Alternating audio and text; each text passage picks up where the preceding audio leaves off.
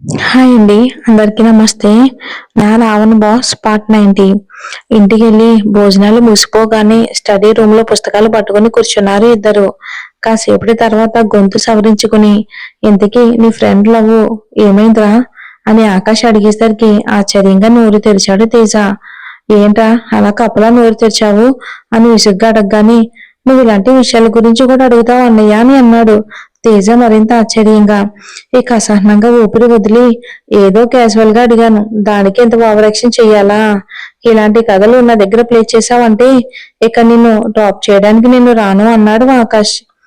Daily drop చేయమని నేనేమీ అడగలేదు కదా అని మనసులోనే ప్రశ్నించుకుని, ఏదైతేనే డ్రాప్ చేసే ఉద్దేశం ఉన్నప్పుడు ఎందుకు వదులుకుంటాం అని అనుకుని, లేదన్నయ్య చెప్తాను, బట్ నువ్వు ఎగ్జామ్స్ అయిపోయేంత వరకు డ్రాప్ చేయాలి అని తేజ అనగానే వెంటనే డన్ అనేశాడు ఆకాష్.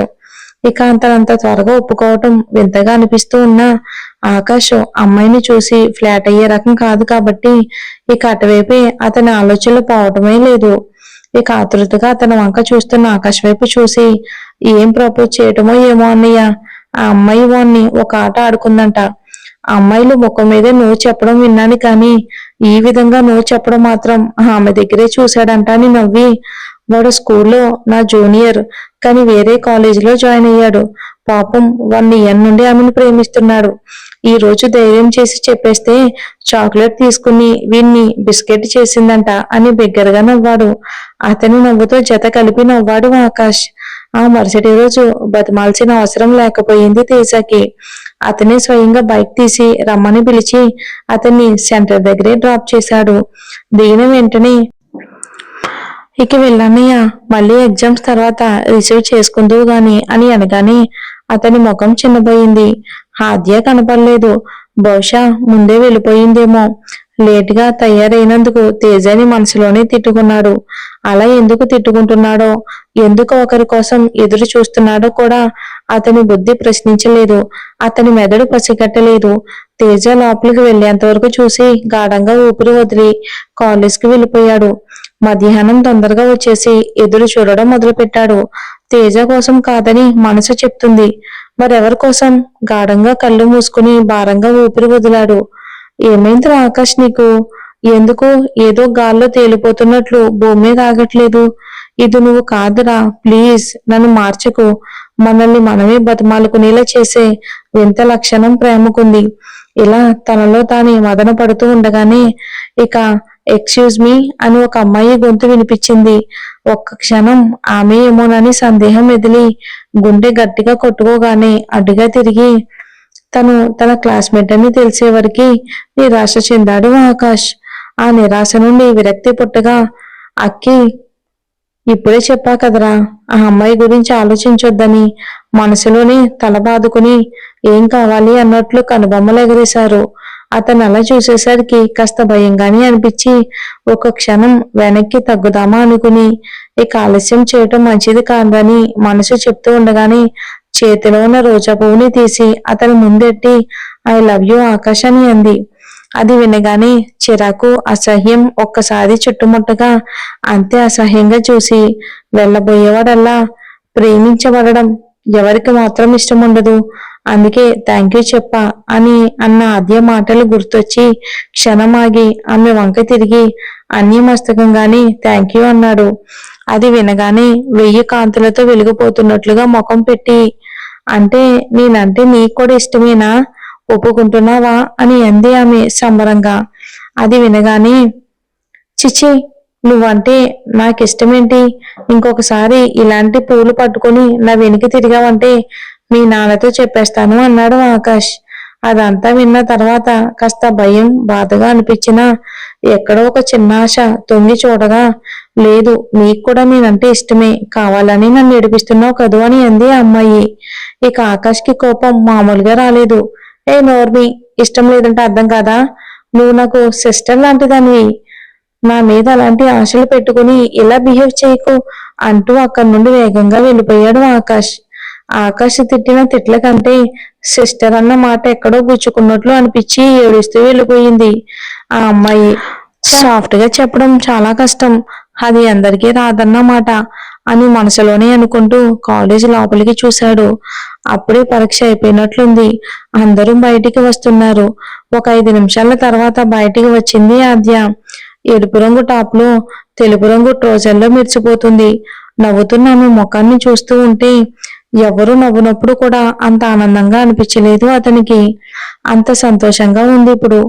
ఆమె పెదవుల మీద నవ్వు కోసం ఎన్ని యుద్ధాలైనా చేయొచ్చు. మనసు నిశ్శబ్దంగా పలుకుతూ ఉంటే అదిమి పెట్టాలని ప్రయత్నించి ఓడిపోయాడు ఆకాష్.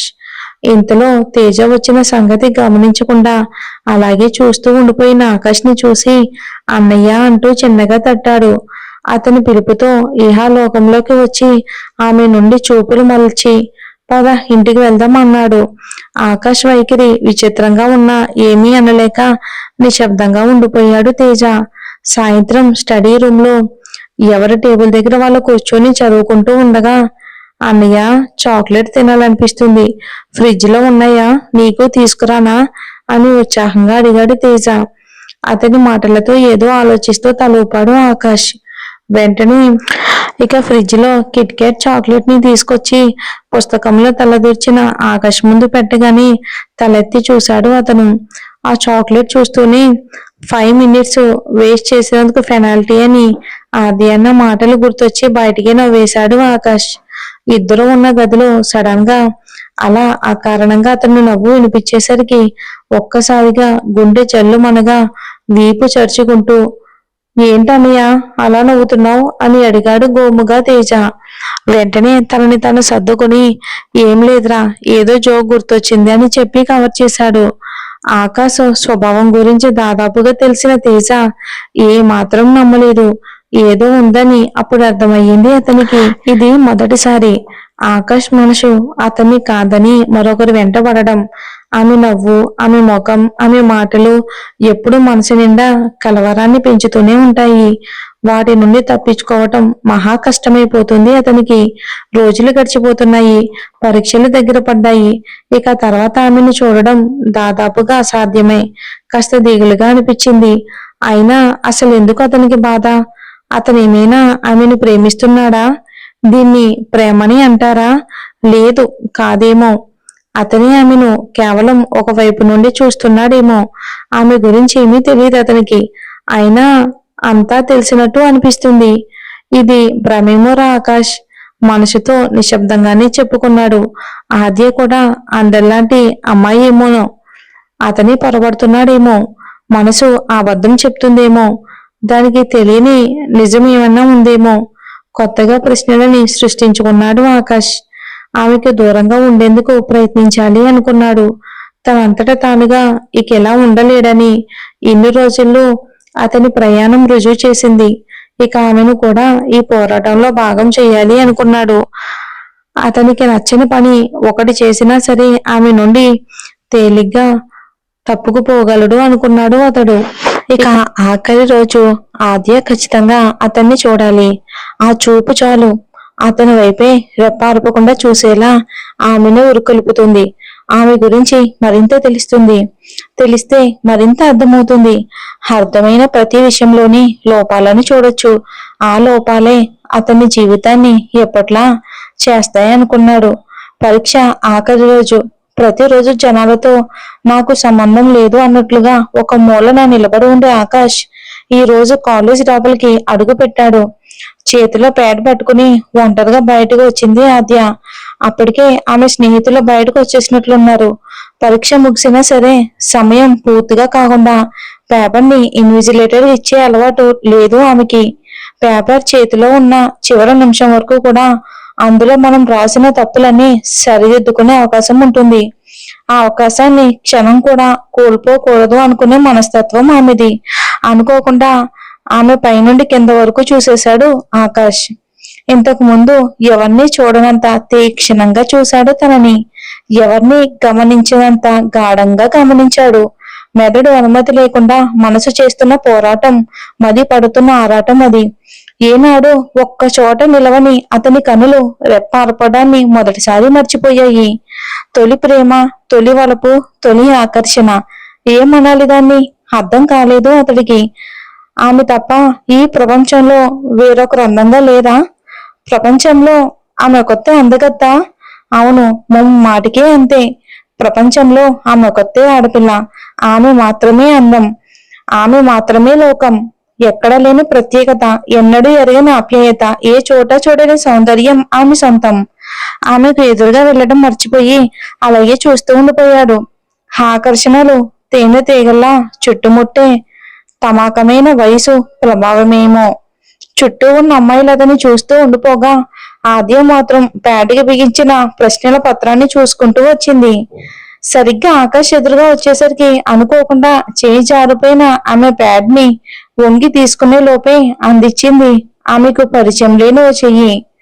ఆద్యకి ఇక అప్పుడు అతన్ని చూడక తప్పలేదు. అతని వంక చూసింది మొదటిసారి. అతని చూపులను గమనించకుండానే థ్యాంక్స్ అని చెప్పింది నవ్వుతూ. ఆమె పెదవులు విచ్చుకోవటం లోకంలోనే మధురమైన విషయం. అతని మనసు పదే పదే చెప్తూ ఉండగా వెల్కమ్ అని అతను అనగానే అక్కడి నుండి వెనక్కి తిరిగి చూడకుండా తన స్నేహితుల వద్దకు వెళ్ళిపోయింది. ఆద్య, అదేంటి, నేను హ్యాండ్సమ్ గా లేనా? అతని జీవితంలో తొలిసారిగా ప్రశ్నించుకున్నాడు తనని. అమ్మాయిలు ప్రపోజ్ చేసినప్పుడు ఎప్పుడూ కూడా నేనంత హ్యాండ్సమ్ గా ఉన్నానా అని ఏనాడూ సందేహించని అతని హృదయానికి అతనికి సంబంధించిన మొదటి సవాలును విసిరింది ఆద్య చూపు. కానీ అప్పుడు అతనికి తెలియలేదు అలాంటి చూపును అతను భవిష్యత్తులో కూడా ఎదుర్కోవాల్సి వస్తుందని. ఆ చూపే అతన్ని నిలువెల్లా దహించిపోతుందని. ఆద్య చూపు అతని ప్రశ్నలకు సమాధానం చెప్పకపోగా అతన్ని మరిన్ని ప్రశ్నలు సృష్టించగనేలా చేసింది. మరింత ఆమెకు దగ్గరయ్యేలా చేసింది. చాలా వరకు దూరం అన్నది మనుషులని దగ్గర చేయడానికే శ్రమిస్తుంది. ఆకాష్ ప్రవర్తనని పక్కనే ఉండి చూసిన తేజకి విషయం అర్థమై కాస్త అనుమానం, ఆశ్చర్యం, సంతోషం కలగలిపిన నవ్వు ఒకటి నవ్వుకున్నాడు. కానీ ఆకాష్ని అడగలేదు తేజ. తాను కనుగొన్నాడనే సంగతి చెప్పలేదు. ఇక ఆ అద్భుతాన్ని దగ్గరుండి చూడాలి అనుకున్నాడు. గర్ల్స్ లో వెంట పడేంతలా ఏముంటుందిరా, నాకైతే ఎప్పుడూ కనిపించలేదు అన్న ఆకాష్ మాటలు గుర్తొచ్చాయి తేజకి. బహుశా ఇప్పుడు తెలిసిందేమో అమ్మాయిలో ఏం దాగుంటుందో అని అనుకున్నాడు మనసులోనే తేజ నవ్వుకుంటూ. ఆ మర్నాడు ఉదయమే నిద్ర నుండి కనులు తెరిచిన అతని కలలకు ఆమెను ఇంకా ఆ రోజు చూడటం కుదరదని అర్థం అవగానే హుషారు నశించి ఆమెను చూస్తూ గడిపిన క్షణాలను కనీసం నెంబరు వేసుకుందామని మారం చేస్తూ మూసుకున్నాయి కన్నులు. మళ్ళీ క్షణంలోనే, ఒరే ఆకాష్, తను జస్ట్ పాసింగ్ క్లౌడ్ రా, ఇక తను మనకు కనిపించదు. నీ జీవితంలోకి వచ్చేంత అదృష్టం ఈ అమ్మాయికి లేదు. బిందాస్ గా బ్రతికై ఆమెను పూర్తిగా మర్చిపో అని మనసుతోనే చెప్పుకున్నాడు నిశ్శబ్దంగా. ఒకవేళ ఆమె మళ్ళీ కనిపిస్తే? అతని లోపల ఉన్న మరో స్వరం ప్రశ్నించింది ఆకాష్ని. ఇదేమైనా సినిమానా? ఎంత పెద్ద సిటీలో ఆమె ఎందుకు మళ్ళీ నీకు కనిపిస్తుంది? నీ కాలేజ్ కాదు, నీ వీధి కాదు, నీ స్నేహితురాలు కాదు, బంధువు కాదు. ఈ పిచ్చి పిచ్చి ప్రశ్నలు ఆపి ఇంకాసేపు నిద్రపో అని అనుకుంటూ ఉండగానే అన్నయ్య అంటూ తలుపుని దబదబా బాదాడు తేజ. ఇక హాలిడేనే కదా, పైగా వీడి పరీక్షలు కూడా ముగిశాయి, మళ్ళీ ఇప్పుడే వచ్చింది వీడికి అని విసుక్కుంటూ తలుపు తీసి ఏంట్రా అన్నాడు చిరాగ్గా. నా ఫ్రెండ్ బర్త్డే పార్టీ ఉంది, షాపింగ్ కి వెళ్ళాలి, వస్తావా అని అడిగాడు. ఏ, నేను రాను పో అని అనేసి తలుపు మూయబోయేవాడల్లా ఆగి, ఒంటరిగా ఉంటే ఆమె ఆలోచనలు అతనితో స్నేహం చేసే పనిలో పడిపోతాయని వెళ్ళిపోతున్న తేజకిని పిలిచి ఆపి, నేను వస్తా ఆగు అన్నాడు. దాంతో ఇద్దరు క్షణాల్లో రెడీ అయ్యి కారు ఎక్కారు. ఆకాష్ డ్రైవ్ చేశాడు. మాల్ వైపు కదలాల్సిన కారు ఒక చిన్న బట్టల షాప్ దగ్గర ఆగిపోయింది. ఎదురుగా ఆద్య, శాంతి షాపింగ్ లోపలికి వెళ్తూ కనిపించారు. ఆమెను చూస్తూనే గాఢంగా ఊపిరి వదిలి, ఎందుకే మాటి మాటికి నాకు ఎందుకు ఎదురు పడుతున్నావు అని మనసులోనే అడిగాడు. ఇక నువ్వు కనబడవనుకున్నాను, ప్రేమ అనే ప్రమాదంలో పడకూడదు అనుకున్నాను. చిన్నతనం నుండి నేను ప్రేమించినవన్నీ నాకు దక్కలేదు. ఓదార్పు, ప్రేమ, లాలన దొరుకుతాయని ఎదురు చూసి చూసి అవి దరి చేరకపోయేసరికి ఆ భావాలని మర్చిపోయిన హృదయం నాది. మళ్ళీ మళ్ళీ నా మనసుకి కంటికి దగ్గరగా జరుగుతూ ఎందుకు నిన్ను దాటిపోలేని వాడిగా మార్చేస్తున్నావు నన్ను. ఆమె లోపలికి వెళ్ళిపోయేంత వరకు చూస్తూనే ఉన్నాడు ఆకాష్. ఏంటన్నయ్యా ఇక్కడ బావు, మాల్కి పోనివ్వు అని అంటూనే ఎదురుగా లోపలికి నడుస్తున్న ఆద్యని చూసి ఆకాష్ బండి ఎందుకు ఆగిందో అర్థమై ఇక మాట మాత్రం రెట్టించకుండా, ఇక్కడే ఆగిపోయావేంటి, లోపలికి పద, ఎప్పుడు హై రేటువే కాదు, అప్పుడప్పుడు మిడిల్ క్లాస్ వాళ్ళగా ఆలోచించి డబ్బులు సేవ్ చేయాలి అని హితబోధ పలికినట్లుగా పలికి కారు దిగేశాడు తేజ.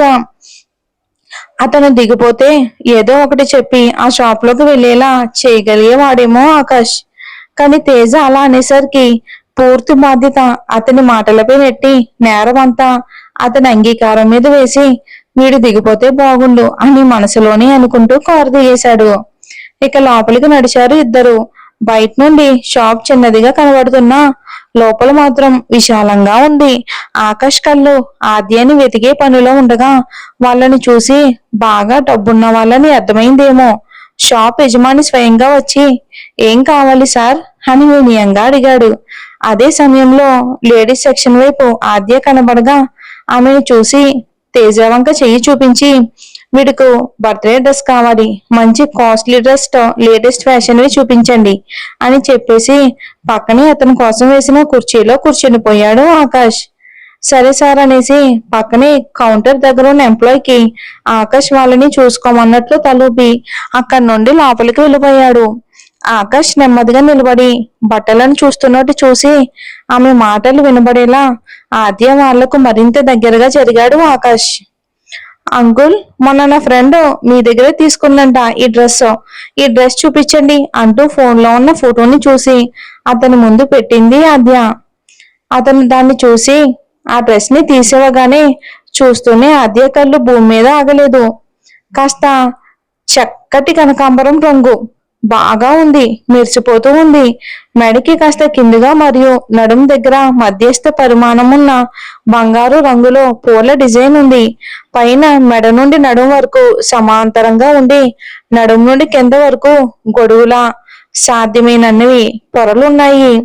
ఒక్క మాటలో చెప్పాలి అంటే దేవకన్యలు వేసుకుని అందమైన అలంకరణలా ఉంది ఆ డ్రెస్సు. దాన్ని నవ్వుతూ తీసుకుని అమ్మా నేను వేసుకుని నీకు చూపిస్తాను అని ఆనందంగా ట్రయల్ రూమ్ లోకి పరిగెత్తింది.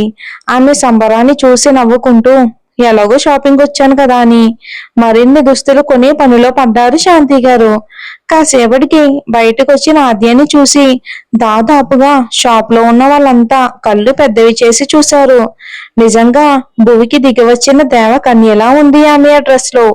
ఆమెను చూసిన అమ్మాయిలు ఇక వాళ్ళు కూడా డ్రెస్ కొనుక్కోవాలని ఉన్న పలంగా నిర్ణయించుకుంటే వాళ్ళ పేరెంట్స్ తో వచ్చిన అమ్మాయిలు ఆ డ్రెస్ కొనమని బతిమాలే పనిలో పడ్డారు. అమ్మా నేను ఎలా ఉన్నాను అని నవ్వుతూ గుండ్రంగా తిరుగుతూ అడిగింది. ఆ మాటతో తేరుకున్నాడు ఆకాష్. ఎంత అందంగా ఉంది. ఆ మాట అంటుండగానే అతను ఊపిరి బరువయ్యింది. ఆమెను అలాగే చూస్తూ ఉండిపోయాడు. ఆమె ముద్దులొలికే ముఖాన్ని చూస్తూ దగ్గరగా జరిగి నడు మీద చెయ్యేసి గుండెలో కదుముకుని ఆ లేలేత పెదవుల మీద గాఢంగా ఒక ముద్దు పెడితే జన్మ ధన్యం అనుకున్నాడు మనసులోని. ఇంతకు ముందెప్పుడు అతను అనుభవించని అసలు ఒక ఫీలింగ్ ఉంటుందని ఎన్నడూ ఎరగని విరహ వేదనని పరిచయం చేసింది ఆద్య. ఇలాంటి ఊహలు కూడా ఉంటాయా? ఇంత ఆనందాన్ని ఇస్తాయా? తలుపులలో బ్రతకడం అంటే ఇదేనా? 16 ఏళ్ల ప్రాయమే పట్టుకోలేకపోయినా అతని మదిని ఒక్కసారిగా అదిమి పెట్టింది ఆద్య ప్రేమ. నిజాలను మాత్రమే ప్రశ్నించే అతని నయనం తొలిసారిగా ఊహని పొగిడింది, తలుపుని ఆరాధించింది. అది కొన్ని కోట్ల భ్రమలకు తావివ్వబోతుందని అతని మనసు అప్పుడు ఊహించనే లేదు. మరి ఏం జరుగుతుందో మనం వచ్చే ఎపిసోడ్ లో చూద్దాం.